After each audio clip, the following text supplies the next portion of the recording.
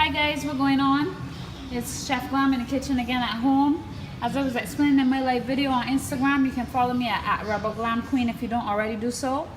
But as I was explaining on the video, I'm just going to be doing some recipes that are pretty straightforward Caribbean recipes, putting my own twist on them, and just showing you ways to cook things at home that you might be buying because you might not really know how to cook them. Sometimes I take it for granted that because I know how to do things other people know, but I realized that a lot of people have been asking. I had a little vote off and it was between curry chicken and stew chicken, and people want curry. So here we go. The turmeric I've scraped with the back of my knife, just the pieces I thought were ugly, and the small ones I just washed them and left them. The ginger also scraped with the back of my knife. The garlic, some very big cloves of garlic, and a small piece of a Scotch bonnet pepper. I have some more peppers over there in the distance. I might end up using them, we'll see, depends on how hot this thing is. So basically these are all going in the blender. I'm going to add a little bit of water and a little bit of oil. I like to add oil. It is not necessary, but it will definitely help preserve everything so that you can use it later on. And by a little bit, I'm thinking about a half a cup of liquid in total to blend these ingredients. We have here 2 parts turmeric, 1 part ginger, 1 part garlic, and a little piece of pepper, and 1/4 cup of water and 1/4 cup of oil. Okay, so when I put that in the blender, I'll show you how it looks. So my favorite oil is sunflower oil. It doesn't have a lot of flavor. It's a nice light oil, similar to olive oil, but with less taste. So here we have it in the blender. It looks kind of pretty. I'll blend it up, show you how it looks. Okay, so here it is, nice and blended up. Actually took a little bit longer to blend than it had to if I had cut up the things a little bit smaller. And I also have a medium onion, and this is some chicken breast and wings. I clean off most of the skin, a little piece of skin here. Clean that off. Not all of it though. And what I'm gonna do is just add a couple tablespoons of my curry paste to the chicken. The rest of it can now be put in a jar, and I'll save it for use later. And this paste is fresh, so this will give you a way fresher tasting curry. Sometimes curry to me, because of the spices, especially the powdered spices, sometimes it can taste very powdery, or sometimes I find too much cumin, which also is known as jeera, can make it taste a little bit dirty. So this is a nice way to do it. And I got some onions here. I was just 1 medium onion cut up, and I'm gonna rub up the chicken now with this and some salt to taste. Oh, you know what I forgot to do? I wanted to taste the curry for heat, but at the end I'm not gonna put any more pepper in this because I have small children. Anybody want more pepper, they can add it themselves. As you can see here, I have a bunch of peppers there to make pepper sauce. That's another video though. Alright, I taste it. It's spicy, but it's not too hot. Okay, so after rubbing it up with the salt and the curry paste, which I forgot to mention is really good for colds, just look at the ingredients and you will see why. Take a spoonful of it next time you have a cold. Take it like twice a day and drink a little lime water after it so that it don't choke you. And I'm telling you, you'll feel better. Anyway, yeah, 2 potatoes, which I've just roughly peeled and just roughly cut up, and half because I don't want to overpower of a big bay leaf that I had. But if you have a small dry bay leaf, you can use that. And then after I scraped out all of my curry paste into a jar, the remainder, which I could not get out the blender, I've just added some water to because I plan to use this to make the sauce for my curry in a little bit. So now we're just going to heat some oil in a large saucepan and dump everything in there, mix it up a little bit, and then pour the water in and let it simmer. Alright, so put about 2 tablespoons inside my saucepan, nice and hot.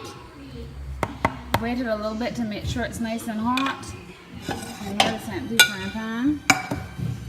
And I'm just going to pour everything into the saucepan. I have a little bit of liquid, so be careful. So that sizzle. I'm just going to let it get some of that liquid to boil out. It's going to get brown a little bit, and then I'm just going to stir it. So I'm going to let it sit here for about 3 minutes. Stir it, let it sit 3 minutes again. Stir it, let it sit 3 minutes. And then I will add the water and cover it and let it simmer for about 40 minutes until it's done. Make sure you don't put too much water. I'm putting about, I would say, 3 cups of water in here. But if you're afraid or you're not sure, just put like a cup of water, cook it out, then add more water and keep watching it until you get the hang of it. These are not recipes, these are ideas. I'm just showing you how to do it, how I do it from my head. I don't measure everything, you know. I'm just showing you how to cook, really, not giving you a recipe. So, you know, you will formulate your own recipe with time. Okay, so this is creating a little bit more liquid than I wanted. So I did the 3-minute stir. If you can look, you see it's only a little bit of liquid, so it's going to start to stick a little bit to the bottom soon.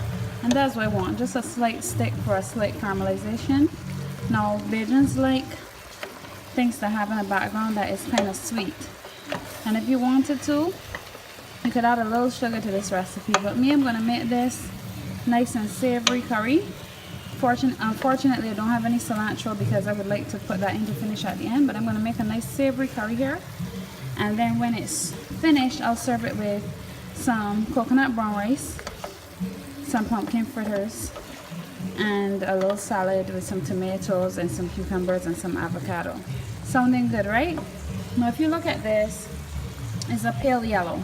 You can add a little bit more curry paste if you want it to be a little bit darker, but I like to wait till further down, taste everything, and then add. So don't put away your curry paste just yet. You might be adding some more.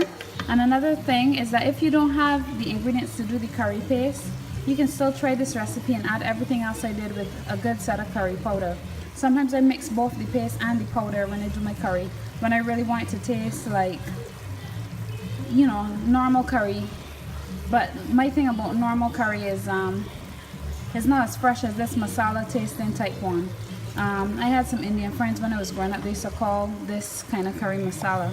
I don't know how correct that is, but it might be a mutation of real masala, so it still is correct in a way. So here we go. And because I know people love pumpkin fritters, I'm going to give you a really quick recipe for the pumpkin fritters, same time while my curry chicken is going. So what do I have here? This is about 2 cups of grated pumpkin. It's actually about 8 ounces of fresh pumpkin grated. That salt that I'm adding to that. This salt is a pot salt. It's very mild, so don't mind them adding a lot. If this was like the iodized salt in the little shaker bottle, I would put less. But salt is one of those things that come with time. You get a hang of it after a while. Different salts for different things. Okay, next thing now, I'm gonna add the same 2 cups or so of all-purpose flour. This is by eyes, guys, so don't try this at home. Just put 2 cups. Trust me, this gonna work out. The recipe gonna work out. Now, my favorite thing to do to things like this is add a little oats, but I'm gonna try to make them more traditional so that anybody can do them just as they are. Alright, now, see how big my baking powder is? This is a really good brand though. Alright, and I'm just going to put a large pinch, I would say about half a teaspoon of baking powder. Now, I like to make things fluffy. Sometimes I put like a teaspoon per cup of flour, right? But for something like this, I would usually put 1 teaspoon for every 2 cups of flour. But because I'm trying to make them a little bit closer to traditional, but I don't want them to be flat, I only put half a teaspoon. This baking powder is something else. We'll see how it comes out. Alright, now to get the sugar. Alright, now I'm going to put about a half tablespoon to a tablespoon, your preference, of cinnamon. That looks like a lot, but it's actually a very thin layer, so I think that's actually about a half tablespoon I put. That's a good cinnamon, so you don't need a lot, but you see that little powdery cinnamon that does be like really light brown skin, like it don't really get in the sun. You know, gotta put a lot of that to get flavor, and don't mix up spice with cinnamon as some people do. Cinnamon and spice are 2 different things. Okay, and I'm gonna say about a 1/3 cup of brown sugar. Now these are all the ingredients I'm using. I want this to be really fast and easy. So I've got the flour, the salt, the baking powder, brown sugar, cinnamon, and the pumpkin. Really not a lot of ingredients here. You can add other spices and you can do the dog with these if you want. And like if you've watched my oat bake recipe, you can add different things like oats, even cooked barley, different you know, different seeds. You can add linseed, you could add chia seeds, all sorts of things. And actually I have chia seeds and I'm gonna add some. Sorry, just when you have healthy things, I like to add them. Okay, so a quarter cup of chia seeds in this bad boy. I'm gonna add water gradually. All right, and I'm just gonna be adding water gradually. Right now this is about a cup of water. Put half of that in and just mix. The pumpkin has a good set of water in it, so you'll find that the fritters might not need as much water as you think, because the pumpkin is gonna spring a little water in here. So I'm just stirring that up. I'm very good at averaging. Everybody is not. But yeah, so a cup of water was perfect. And this, I'm just gonna let this sit down now. Sit down a couple minutes. Catch itself. Let the baking powder fluff what it could fluff. And that is optional. You can do this without baking powder and get a flatter fritter. You can also do this with cooked pumpkin that's been mashed, or with blended puree pumpkin, but I like it like this. You get big bites of pumpkin, it has a very good flavor. And there we go. I'll be frying this soon, but I'm gonna go finish my curry. Okay, so this is the chicken without any water added. As you can see, it's still springing water. So I'm gonna add about 1.5 cups of water here. Stir this up, cover this, and leave it for 15 minutes to simmer. My heat is medium high. Okay, and what's key for covering this now is make sure that there's little gaps. My cover actually has little gaps to let the liquid escape. If not, you gotta do bust out all the time. Prop on a side cover like that. You don't want it to be saving all the liquid. You want some of the liquid to start evaporating. Okay, so 15 minutes is what I'm waiting for the chicken, then I'm gonna check it again. Meanwhile, I have medium-low heat and just enough oil to cover the base of a pan. All right, so we're gonna take some large spoonfuls and just make sure and fix the shape. You don't want too much oil in this saucepan at all, because it will soak up the oil if it's too much. Alright, but you still want enough oil because it's a fried thing. This is supposed to taste good. This ain't supposed to taste like you on a diet, even though I add my chia seeds to it. It's supposed to taste like that little special part of the food. And you know, as a person who was a private chef for years, I got tired of it because happy Emancipation Day. This is the day I'm doing it. I don't know when I'll get it up, but today's Emancipation Day for this video. A lot of them people think that they own you though, and think that you're giving them poor customer service if one of your children's sick and you can't work, or whatever you have going on. And I don't be dealing with nothing like that, so I ease off of it, you know. But yeah. So if you're one of those people that plans to hire a chef, remember the chef doesn't belong to you. You're paying them to do a job. And especially when the food good, they love you off and kiss out your hand and thing. Next thing you know, they feel that they own you, and when other people got you, they're vexed and all sorts of things. Anyway,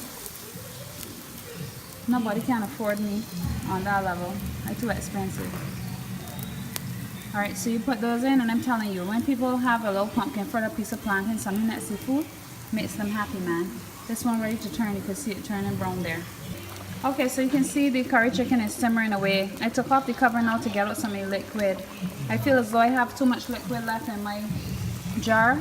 The best thing for y'all to do is watch these recipes to the end, because these recipes aren't being tested. This is home cooking. But that liquid that I have in that jar, I'm going to do some curry chana with that for my vegan cousin. So I'm saying that based on the amount of water that sprung out this chicken, I used half the water I anticipated. So it's always good, as I said, to add it in bit by bit and not just throwing all. And you never want the water fully covering the chicken in this recipe. You want it about halfway, with half the chicken coming up like how it is here. At this point now, I'm going to add some tomato sauce. My pumpkin fritters are looking lovely. They're a little bit flatter than what I usually do, which is like more traditional, not to have baking powder. I remember me and my dad getting in an argument a time about if fish cake is supposed to have baking powder, because he liked to do them flat. But flat fish cakes is Fritters, boss. Anyway, when people get a certain age, you ain't supposed to argue with them.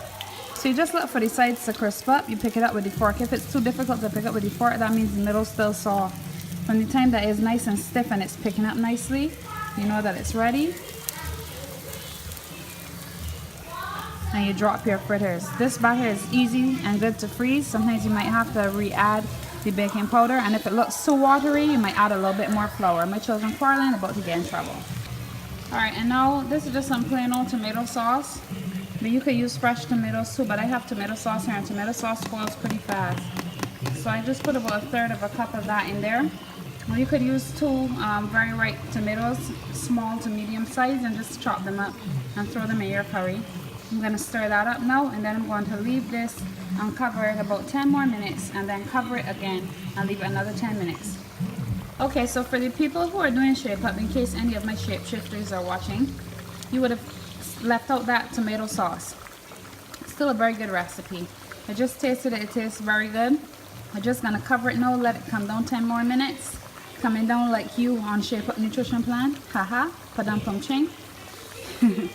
And then it's finished. So you can see the quality of the sauce and even how it looks. It doesn't have that little dingy bit of brownness that curry usually has. It's almost orange and yellow. It's very bright. And this would be nice finished with some cilantro. As I said, I don't have any, but other fresh herbs are nice too. But what I do have is a pineapple mint sauce that I'm going to be serving mine with. I also have here some brown rice, coconut brown rice, finished, and my pumpkin fritters are basically finished. So enjoy. I hope you like this recipe. I'll just put up a quick pic of a serving dish. The potato did a great job of thickening the gravy, and there's still some little bits in there. If you wanted potatoes to eat as in chunks, about 15 minutes before you think you're finished, add some cut up potatoes in it so the potatoes will cook but remain whole.